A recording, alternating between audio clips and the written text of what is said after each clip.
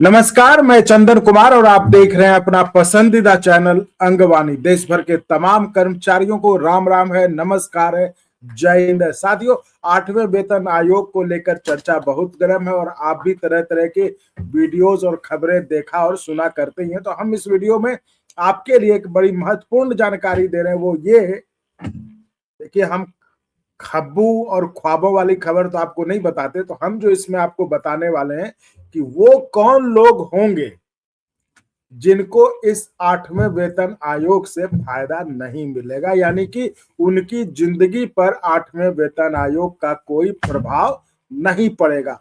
तो चूंकि हर जगह चर्चा और इतनी चर्चा हो गई है और ऐसी ऐसी खबरें बना के पेश कर दी जा रही हैं कि हर किसी को लग रहा है कि ऐसा कुछ देश में होने वाला है जिससे कि हमारी जिंदगी बदल जाएगी और हमको इतना पैसा मिले। लेकिन सरकारी कर्मचारियों में भी ऐसे वो सरकारी कर्मचारी हैं जिनको इस 8वें वेतन आयोग का फायदा नहीं मिलेगा।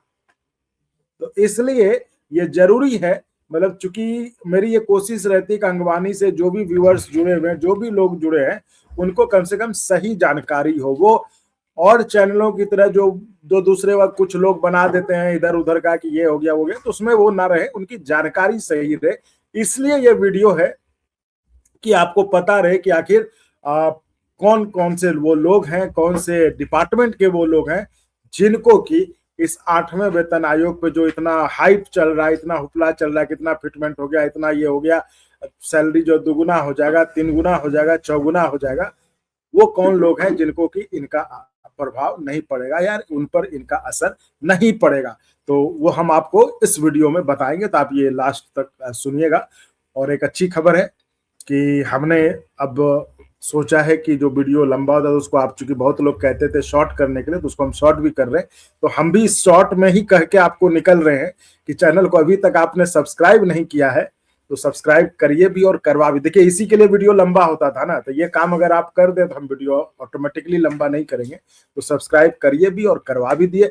और संसाधनों की दुरुस्ती के लिए थोड़ा सा आप हमें आर्थिक तौर पर भी मदद कर सकते हैं। वो या तो आप जो है सब्सक्राइब के बगल में ज्वाइन का ऑप्शन, उसके जरिए, या फिर डिस्क्रिप्शन में अकाउंट डिटेल है, या QR कोड के जरिए आप मदद कर सकते हैं। तो चलिए हम आते हैं मुद्दे पर कि आखिर वो कौन लोग हैं जिनको कि 8वें वेतन आयोग में जो है कौन, वो मतलब चाहिए कर्मचारी भी हो सकते हैं और पेंशन भोगी भी हो सकते हैं, यानी पेंशनधारी भी हो सकते हैं, उनको ये फायदा नहीं मिलेगा। तो इसको ध्यान रखिए। देखिए, अगर हम आते हैं तो जो पहला जो ये जो है केंद्र सरकार के विभागों में है ना, अब आप ये कह रहे हैं कि भाई केंद्र सरकार के कर्मचारियों के लिए 8वां वेतन आयोग है। अब केंद्र सरकार में तो आप जान ही रहे आजकल जिस तरह से ठेका व्यवस्था हो गया, ठेका राज हो गया, कॉन्ट्रैक्ट पे कितने कर्मचारी हैं। लेकिन वैसे लोग जो कॉन्ट्रैक्ट पे काम कर रहे हैं, जो और परमानेंट नहीं है, उनको इसका फायदा नहीं मिलेगा। ठीक है, एक तो ये हो गए, है ना। लोगों का मन में होता है कि भाई हम भी केंद्र सरकार के ऑफिस में काम करें, हमको मिलेगा, तो उनको ये नहीं मिलेगा। राज्य सरकार के कर्मचारियों को भी नहीं मिलेगा। ये मतलब है ना, अब ये भी क्या भाई केंद्र ने 8वां वेतन आयोग गठित कर दिया तो हमको ऑटोमेटिकली जो है स्टेट गवर्नमेंट, यूपी स्टेट या बिहार के कर्मचारी को मिल जाएगा, नहीं, ऐसा नहीं है।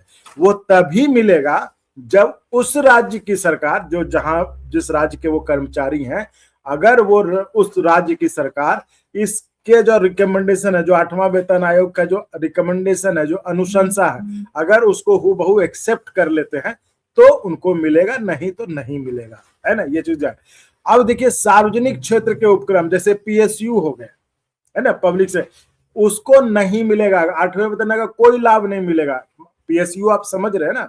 हाँ, तो जो बड़ी बड़ी कंपनियां हैं, कंपनियां मतलब सरकारी कंपनियां, हाँ, तो उसको 8वें वेतन का लाभ नहीं मिलेगा, क्योंकि PSU सेक्टर जो उसका अपना एक अलग सैलरी स्ट्रक्चर होता है। और अगर वो संगठन जो अनुशंसा हुई है 8वें वेतन उसको अपने यहाँ लागू कर देता है, तब उनको लाभ मिलेगा, नहीं तो नहीं मिलेगा। ये हो गया।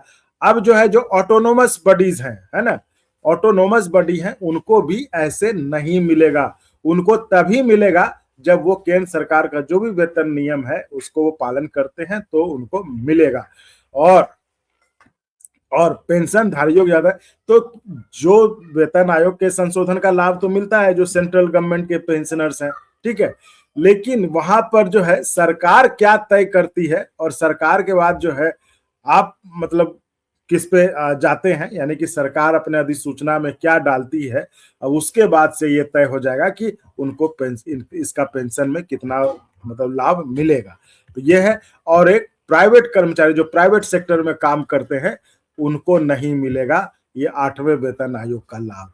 तो मुझे लगता है कि ये जानकारी के लिए ये हमने आपको दिया ताकि आपको भी पता रहे और आपको भी मन में कोई गलतफहमी ना रहे कि हमको भी मतलब जिनको मिल सकता है ठीक है, जिनको नहीं मिल सकता है वो भी क्लियर रहे। क्योंकि इतना सोशल मीडिया पे इतना जो है लोग इसको बढ़ा चढ़ा के पेश कर रहे हैं, तो उसमें लगा कि ये जानकारी होना बहुत जरूरी, इसलिए ये वीडियो हमने बनाया। तो उम्मीद है आपको ये पसंद आया होगा और मैंने समय का भी ध्यान रखा। इसके बारे में आप जरूर कमेंट करिएगा कि ये समय वाला जो फंडा था वो सही है या नहीं है। तो चलिए इस वीडियो में फिलहाल इतना ही। आप ऐसे चैनल को लाइक शेयर सब्सक्राइब करते रहे। बहुत बहुत धन्यवाद। जय हिंद। और आप तक कंफर्म और ऑथेंटिक खबर पहुंचाने की लड़ाई में हमारा साथ दीजिए। आपका साथ, अंगवानी की ताकत।